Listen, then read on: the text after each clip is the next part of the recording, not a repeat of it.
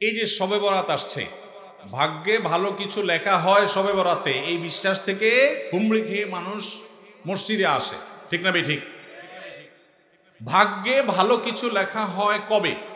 একটা হলো মানুষের সৃষ্টিরও 50,000 বছরে আল্লাহ তাআলা ভাগ্য নির্ধারণ করেছেন। আরেকটা হলো প্রতি বছর যেই রাতে আল্লাহ কোরআন নাজিল করেছেন, আল্লাহ সূরা দুখানে বলেছেন সেই রাতে অর্থাৎ লাইলাতুল কদরে আল্লাহ তাআলা সব গুরুত্বপূর্ণ বিষয় ধার্য করেন।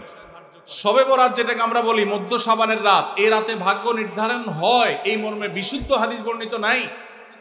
তারপরে আমরা জেনারেলি বলি ভাগ্যে যেন ভালো কিছু আল্লাহ লেখেন, আপনার নসিবে যেন ভালো কিছু আসে, আপনার রিজিকে যেন আল্লাহ বরকত দান করেন, এর জন্য বেশ কিছু আমল আমরা কোরআন হাদিসের আলোকে বলতে পারি, সাজেশন দিতে পারি। তবে তার আগে আমাদেরকে জানতে হবে যে ভাগ্য সুপ্রসন্ন হওয়া বা রিজিকে বরকত হওয়া বলতে কি বোঝায়। ভাই, রিজিকে বরকত হওয়া বলতে বোঝায় আপনি যা কামাই করবেন এর ভিতরে আল্লাহ তাআলা কল্যাণ দিবেন, যা কামাই করবেন এর ভিতরে বরকত হবে। প্রাচুর্য না, অনেক টাকা না, যা হবে এটাতে কি হবে?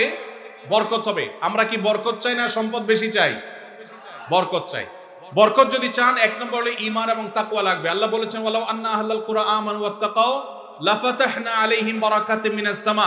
যদি কোনো জনপদের লোকেরা ঈমান আনে, আল্লাহর ভয় অন্তরে লালন করে, আল্লাহ বলেছেন আসমান থেকে বরকতের সব দুয়ার খুলে দেওয়া হবে।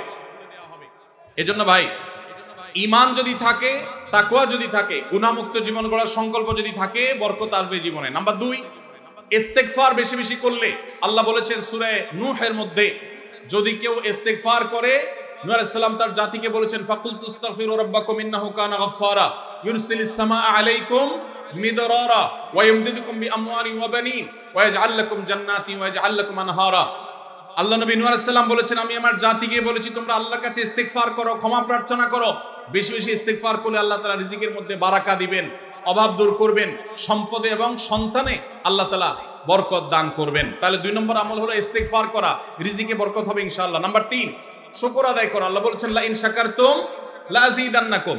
আপনি কোনো কিছু পেয়েছেন, আলহামদুলিল্লাহ বলেন, যা পাইছেন শুকর আদায় করেন, আল্লাহ নেয়ামত বাড়ায় দিবেন। নাম্বার 4, দান সাদাকা করা। আল্লাহ তাআলা বলেছেন ইয়ামহাকুল্লাহুর রিবা ওয়া ইউরবিস সাদাকা। আল্লাহ সুদকে ধ্বংস করবেন, তবে সাদকা এবং দান এটাকে আল্লাহ তাআলা বাড়িয়ে দিবেন। এজন্য কেউ যদি দান করে আল্লাহ তাআলা তাকে কি দেন? বরকত দান করেন তার রিজিকে। তারপরে 5 নম্বর হলো আত্মীয়তার সম্পর্ক রক্ষা করা। নবীজি সাল্লাল্লাহু আলাইহি সাল্লাম বলেছেন মান সাররাহু আন ইউবসাতা লাহু ফি রিজকিহি আও ইউসালাহু ফি আথারিহি ফালিয়াসিল রাহিমা।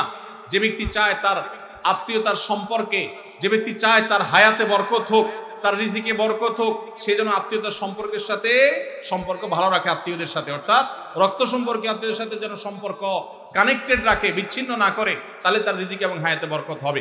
এবং সর্বশেষ আরেকটা আমল বলতে চাই, সেটা হলো খাবারের ক্ষেত্রে একত্রিত হয়ে বসে খাবার খাওয়া। এই সুন্নত আমাদের সমাজ থেকে বিদায় হয়ে গেছে, আমরা অনেকে জানি না।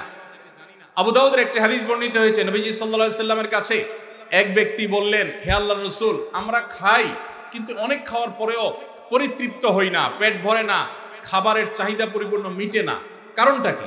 নবীজি সাল্লাল্লাহু আলাইহি সাল্লাম বলেছেন তোমরা সম্ভবত আলাদা আলাদা প্লেটে খাও, আলাদা আলাদা সিঙ্গেল খাও। তখন নবীজি সাল্লাল্লাহু আলাইহি সাল্লাম বলেছেন তোমরা সবাই একসাথে খানা খাবে, আল্লাহ তাআলা তোমাদের খাবারে বরকত দান করবেন। একসাথে খানা খাবে এবং বিসমিল্লাহ বলে খাবে, এই 2টা কাজ করলে আল্লাহ তাআলা তোমাদের খাবারে বরকত দান করবেন। এজন্য ভাইরা, বাসা বাড়িতে এক প্লেটে স্বামী স্ত্রী 2জন আছেন, এক প্লেটে খাবেন। বাচ্চাদেরকে নিয়ে বড় প্লেট নিয়ে খানা খাবেন, এটা সুন্নাত। নবীজি সাল্লাল্লাহু আলাইহি সাল্লাম উৎসাহ দিয়েছেন, কিন্তু আমাদের সমাজ থেকে এটা এখন হারিয়ে গেছে, নাই বললে চলে। আমরা সবাই যার যার মতো খানা খাই। এজন্য এই কাজটাও আমাদের আমলে, আমাদের রিজিকে, আমাদের হায়াতে বরকত এনে দিবে ইনশাআল্লাহ। সর্বশেষ প্রশ্ন, আকিকা না দিলে কি শিশুর বিপদ কাটে না? আকিকা না দিলে শিশুর বিপদ কাটে না এমন কোনো কথা কোরআন হাদিসে নাই। তবে আকিকা দেওয়া এটা গুরুত্বপূর্ণ একটা আমল। আল্লাহ কাউকে পুত্র সন্তান দান করলে 2টি ছাগল, আর কন্যা সন্তান দান করলে 1টি ছাগল জবে করা, এটা নবীজি সাল্লাল্লাহু আলাইহি সাল্লামের সুন্নাহ।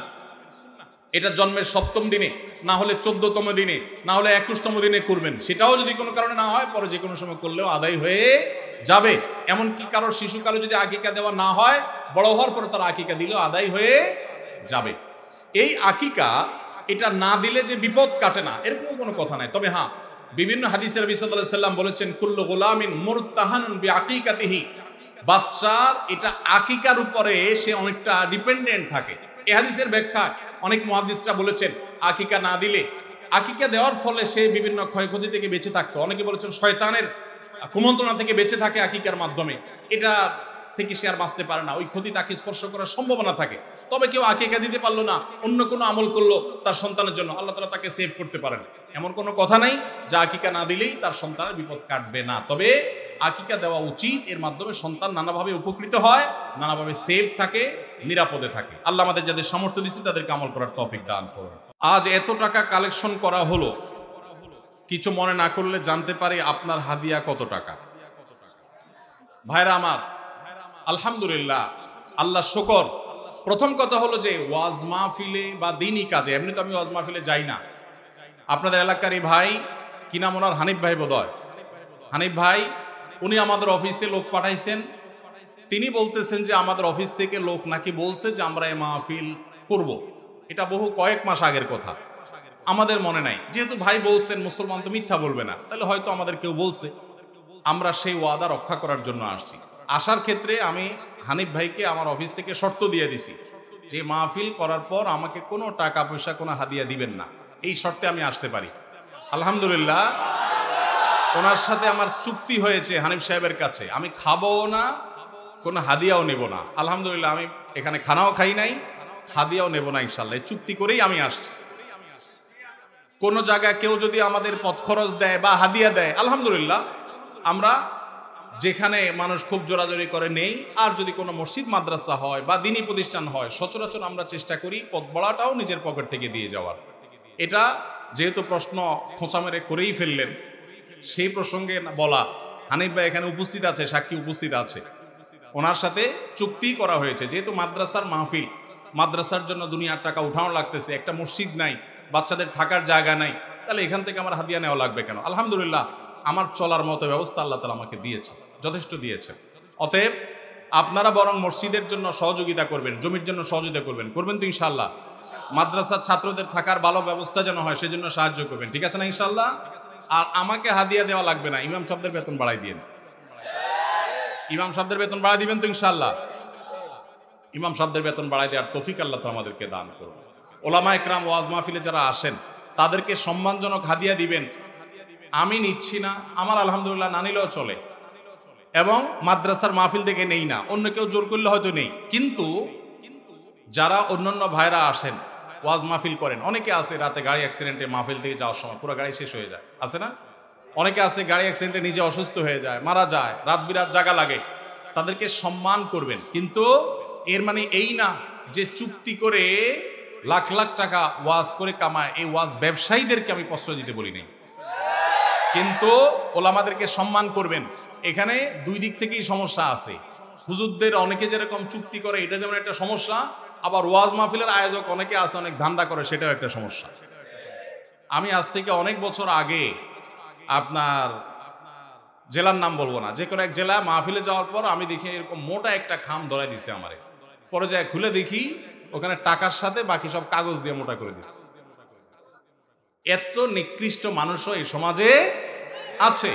তো এই জন্য সংশোধন বক্তাদেরও হইতে হবে, আয়োজকদেরও হতে হবে, শ্রোতাদেরও হওয়া লাগবে। শ্রোতারা ওয়াজে আসছেন কি জন্য? কিছু শুনে আমল করার নিয়তে। এই যে এতগুলো কথা শুনছেন, এগুলো আমল করতে হবে, ঠিক আছে না ভাই? ইনশাআল্লাহ। যদি শুধুমাত্র ওয়াজ মাহফিলে আসেন তামাশা দেখার জন্য, তাহলে হবে না, আমল করার নিয়তে আসতে হবে। আয়োজকদের উদ্দেশ্য হবে আল্লাহর সন্তুষ্টি, আলোচকদের উদ্দেশ্য হবে আল্লাহর সন্তুষ্টি, এবং শ্রোতাদের উদ্দেশ্য হবে কি? আল্লাহর সন্তুষ্টি। আল্লাহ তাআলা আমাকে, আপনাকে, আমাদের সবাইকে ইখলাসের সাথে কাজ করার তৌফিক দান করুন।